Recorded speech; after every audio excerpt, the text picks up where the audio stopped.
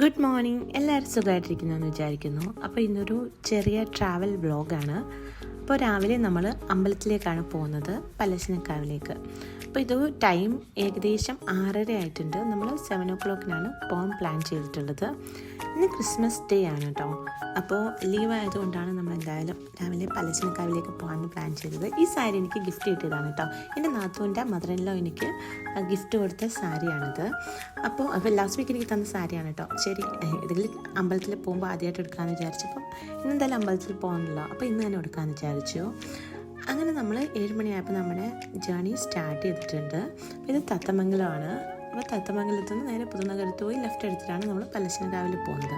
പലശനക്കാവിൽ പോകുന്ന കാര്യം പറയുമ്പോൾ ഭയങ്കര സന്തോഷമുള്ളൊരു കാര്യം എന്ന് പറഞ്ഞു കഴിഞ്ഞാൽ, രാവിലെ അമ്പലത്തിലോട്ട് പോകുന്നത് ഈ തെക്ക് ഡയറക്ഷനിലേക്കാണ്. അപ്പോൾ ഈ രാവിലെ കിഴക്കുന്ന് നമ്മുടെ പാസഞ്ചർ സീറ്റിലേക്ക് നന്നായിട്ട് സൺ റൈസ് ചെയ്യുന്നതായിരിക്കും.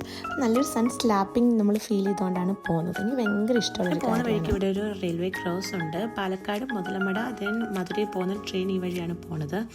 അപ്പോൾ ഇതാണ് നമ്മൾ പലശനക്കാവിൽ പോകുന്ന റൂട്ട്. അപ്പോൾ നമ്മൾ ഏകദേശം ഇവിടെ എത്തിയിട്ടുണ്ട്. അപ്പോൾ കുറേ അയ്യപ്പന്മാരുടെ ബസ്സൊക്കെ ഉണ്ടായിരുന്നു. അവിടെ ചെന്നപ്പോഴാണ് കണ്ടത് ഈ തമിഴ്നാട്ടിലുള്ള മുക്കാവാസി ആൾക്കാരും ഇവിടെ വന്നിട്ടുണ്ട്. പക്ഷേ നല്ല ക്രൗഡ് ഉണ്ടായിരുന്നു കേട്ടോ. പാർക്കിംഗ് മൊത്തം TN രജിസ്ട്രേഷൻ വണ്ടികളായിരുന്നു. അപ്പോൾ എന്തായാലും ഇന്ന് കുറച്ച് ലേറ്റ് ആവുമെന്ന് വിചാരിച്ച് തന്നെയാണ് അപ്പോൾ നമ്മൾ ദർശനത്തിന് പോകുന്നത്. അപ്പം ദർശനം നന്നായിട്ട് ലേറ്റ് ആയിട്ടുണ്ട്. ക്യൂ അങ്ങ് വെളിയിൽ വരയ്ക്കും ക്യൂ ഉണ്ടായിരുന്നു. അത്ര ആൾക്കാരുണ്ട്. അപ്പോൾ ലീവ് ആയതുകൊണ്ടാണെന്ന് തോന്നുന്നു ഒത്തിരി ആൾക്കാരുണ്ടായിരുന്നു. അപ്പോൾ ദർശനം കഴിഞ്ഞ് ഇറങ്ങാൻ തന്നെ നന്നായിട്ട് ലേറ്റ് ആയിട്ടുണ്ടായിരുന്നു. അപ്പോൾ നമ്മൾ എന്തായാലും ഇവിടുന്ന് തന്നെ കഴിച്ചിട്ട് പോകാമെന്ന് പ്ലാൻ ചെയ്തു. അപ്പോൾ ഈ പലശനക്കാവിൻ്റെ ശരിക്കുള്ള പേര് മീൻകുളത്തി അമ്മൻ ക്ഷേത്രം എന്നാണ്. അപ്പോൾ ഇതിൻ്റെ കൂടെ ഒരു അമ്പലക്കുളമുണ്ട്.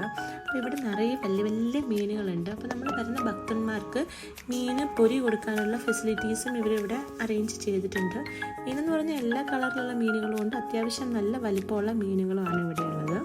അപ്പോൾ ഇവിടൊക്കെ കണ്ടിട്ട് നമ്മൾ കുറേ നേരം ഇവിടെയൊക്കെ നിന്നിട്ട് നേരെ ഭക്ഷണം കഴിക്കാനാണ് പോകുന്നത്. അപ്പോൾ പലശനക്കാവിൽ അമ്പലത്തിനടുത്ത് തന്നെ പരമ്പരാഗതമായിട്ട് റൺ ചെയ്യുന്നൊരു ഹോട്ടലുണ്ട്. ഹോട്ടലിൻ്റെ പേര് സുമ. അപ്പോൾ നമ്മൾ ഒത്തിരി ലേറ്റ് ആവുന്ന ദിവസമാണെങ്കിൽ നമ്മൾ ഇവിടുന്ന് വന്ന് ഭക്ഷണം കഴിച്ചിട്ടാണ് പോകാറുള്ളത്. അപ്പോൾ ഇവിടുന്ന് എനിക്കിഷ്ടമുള്ളൊരു കാര്യം എന്ന് പറഞ്ഞാൽ ഇവിടുത്തെ അപ്പവും ചട്നിയും, പിന്നെ ഇവിടുത്തെ പഴംപൊരി നല്ല ടേസ്റ്റാണ്. പിന്നെ ഒരു കാപ്പിയും കുടിച്ചിട്ട് നേരെ വീട്ടിൽ പോകും. ഇതാണ് എൻ്റെ സ്ഥിരം മെനു കേട്ടോ ഇവിടെ വരുമ്പോൾ. അങ്ങനെ നമ്മൾ ഇവിടുന്ന് കഴിക്കാൻ വേണ്ടിയിട്ട് ഓർഡറൊക്കെ കൊടുത്ത് വെയിറ്റ് ചെയ്തിരിക്കുകയാണ്. അങ്ങനെ ഭക്ഷണമൊക്കെ കഴിച്ചിട്ട് നമ്മൾ നേരെ വീട്ടിലേക്ക് പോകാൻ സ്റ്റാർട്ട് ചെയ്യണം കേട്ടോ. ശരിക്കും പറഞ്ഞു കഴിഞ്ഞാൽ ഇവിടെ 2 ക്ഷേത്രമുണ്ട്. മീൻകുളത്തി അമ്മനും കൊറ്റി വളർത്തി അമ്മനും 2 ക്ഷേത്രമുണ്ട്. അപ്പോൾ ഇത് സിസ്റ്റേഴ്സ് ആണെന്നാണ് എൻ്റെ ഒരു തോന്നൽ. അങ്ങനെയാണ് എനിക്ക് പറഞ്ഞ ഒരു ഓർമ്മ. അപ്പോൾ ഈ 2 അമ്പലവും ഏകദേശം അടുത്തടുത്താണ്. അപ്പം പോയി 2ഉം വിസിറ്റ് ചെയ്യേണ്ടവർക്ക് വിസിറ്റ് ചെയ്യാം. നമ്മളിവിടെ മാത്രമേ വരാറുള്ളൂ. പലശനക്കാവിലുണ്ടല്ലോ, ഈ ദർശനമൊക്കെ കഴിഞ്ഞ് വരുമ്പോൾ അവർ ഈ ഫുഡിൻ്റെ സ്റ്റോൾ വെച്ചിട്ടുണ്ട്. ഫുഡെന്ന് പറഞ്ഞു കഴിഞ്ഞാൽ സ്നാക്സിൻ്റെ സ്റ്റോൾ വെച്ചിട്ടുണ്ട്. അപ്പോൾ നമ്മൾ അവിടെ നിന്ന് എന്തെങ്കിലും സ്നാക്സ് ഒക്കെ വാങ്ങിച്ചിട്ടാണ് വരുന്നത്. അപ്പോൾ നമ്മളിപ്പോൾ പോകുമ്പോൾ ഉള്ള ആ റെയിൽവേ ക്രോസ് ഇപ്പോൾ അടച്ചിട്ടുണ്ട്. കുറേ നേരം അവിടെ വെയിറ്റ് ചെയ്തതിന് ശേഷം നമ്മുടെ യാത്ര കണ്ടിന്യൂ ചെയ്യുകയാണ് കേട്ടോ. അപ്പോൾ തിരിച്ചു വരുന്ന വഴിക്ക് ഇങ്ങനെ നന്നായിട്ട് ഈ പാടങ്ങളുടെ ഇടയ്ക്കൂടെ വരിക എന്ന് പറയുന്നത് ഒരു പ്രത്യേക ഫീലാണല്ലേ. അത് രാവിലെ ഒത്തിരി ക്രൗഡൊന്നും ഇല്ലാണ്ട് വരുമ്പോൾ നല്ലൊരു ആംബിയൻസ് ആണ്. ഒരു നല്ലൊരു ജേണിയാണത്. ശരിക്കും ഈ പാലക്കാടൻ ഗ്രാമഭംഗി എന്ന് പറയുന്നത് നമ്മൾ കണ്ടറിയാൻ തന്നെ വേണം.